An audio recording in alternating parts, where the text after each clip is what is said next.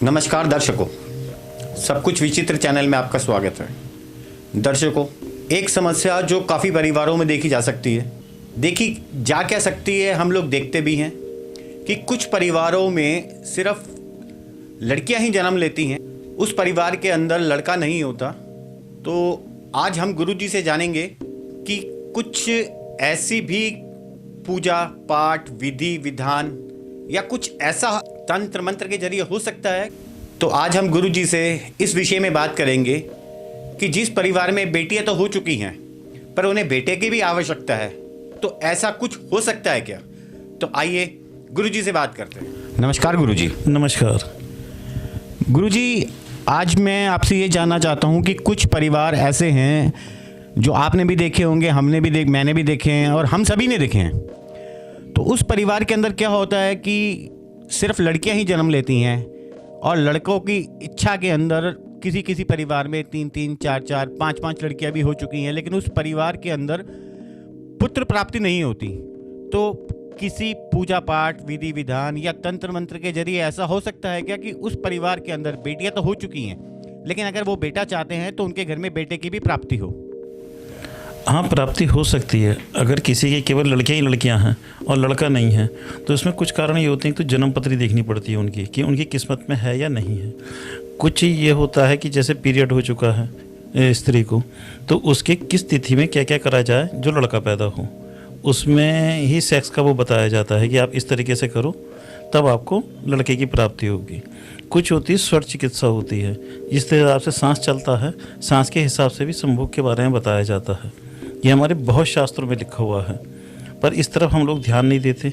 हम लोग केवल आजकल जो आधुनिकता होती चली जा रही है उसके पीछे पड़े हुए हैं। हम पुरानी कोई चीज़ जानना ही नहीं चाहते, कौन सी चीज़ किस तरीके से होती है।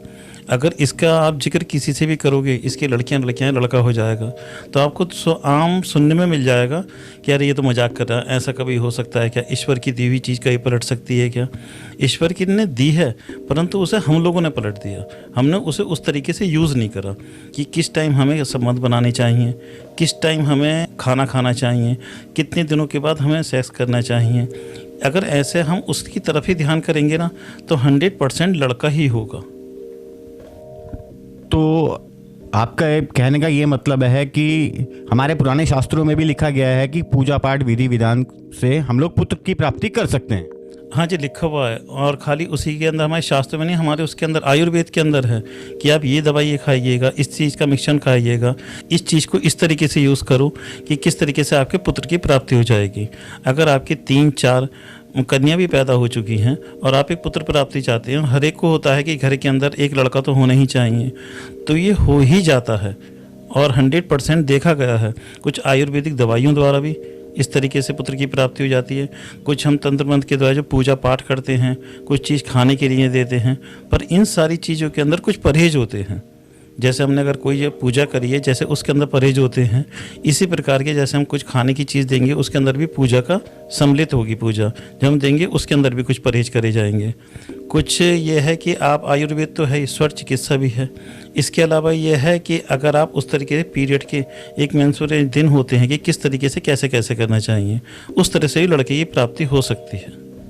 तो गुरुजी, आपके पास तो ज्ञान है, आपने इस विषय के अंदर पढ़ाई भी की, ठीक है, लेकिन जिन लोगों के पास ज्ञान ही नहीं है, जिन्होंने इस विषय के ऊपर कभी सोचा भी नहीं, पढ़ा भी नहीं, तो उन तक इस ज्ञान को कैसे पहुंचाया जाए? उसका है, जिसको अगर अपने घर में पुत्र की प्राप्ति करवानी है, वो चाहे तो हमसे संपर्क कर सकता है और हमसे भी बहुत ऊंचे ऊंचे ज्ञानी बैठे हुए हैं, उन लोगों से पता कर सकता है, उनसे बात कर सकता है, अपनी जन्मपत्री दिखा सकते हैं कि हमारी किस्मत में लड़का है या नहीं है। और किस्मत में अधिकतर ये होता है कि लड़के का 99% लोगों के उसमें होता ही है। पर आज का चलन चल चुका है, अगर किसी की लड़का नहीं हो रहा है, जितने भी बैठे हैं देखते हैं कि आपके पितृदोष है, आपके साथ ये प्रकार सर्जरी हो गया, ये 2-3 चीज़ें आदमी को बता दी जाती हैं और आदमी उसमें रुक जाता है कि पितृदोष है, इस वजह से नहीं हो रहा। क्या आप मानेंगे कि आपके फादर चाहेंगे कि आपका खानदान ना बढ़े आगे? ऐसा तो नहीं हो सकता ना। ये हम लोगों ने अपनी वो बना दी है कि कुछ नहीं है, इससे आदमी खिंच के चला आएगा। और लोग बाग ये सोचते हैं जब पितृदोष है इस वजह से हमारे घर में पुत्र की प्राप्ति नहीं हो रही। ये गलत होता है। कुछ जानें समझें, कुछ खुद पढ़ने की कोशिश करें। अगर उन्हें इस चीज़ पे ज्ञान नहीं होता है तो आप हमसे संपर्क कर सकते हैं, हम इसका पूरा निदान बताने की कोशिश करेंगे। धन्यवाद गुरुजी। तो दर्शकों, जैसा गुरुजी ने बताया कि जिस परिवार के अंदर पुत्र रत्न की प्राप्ति नहीं है, वो भी पूजा पाठ कर्मकांड के द्वारा हो सकती है। अगर आपके घर में पुत्र रत्न की प्राप्ति नहीं हुई है और आप अपने घर में पुत्र रत्न की प्राप्ति चाहते हैं तो आप गुरुजी से संपर्क कर सकते हैं। तो दर्शकों, नीचे दिए गए डिस्क्रिप्शन के अंदर गुरुजी का इंस्टाग्राम लिंक है, जिससे आप गुरुजी से संपर्क कर सकते हैं। और दोस्तों, हमारे चैनल को लाइक, शेयर और सब्सक्राइब करना ना भूलें, और हाँ, बेल आइकन को दबाना तो बिल्कुल ना भूलें। धन्यवाद।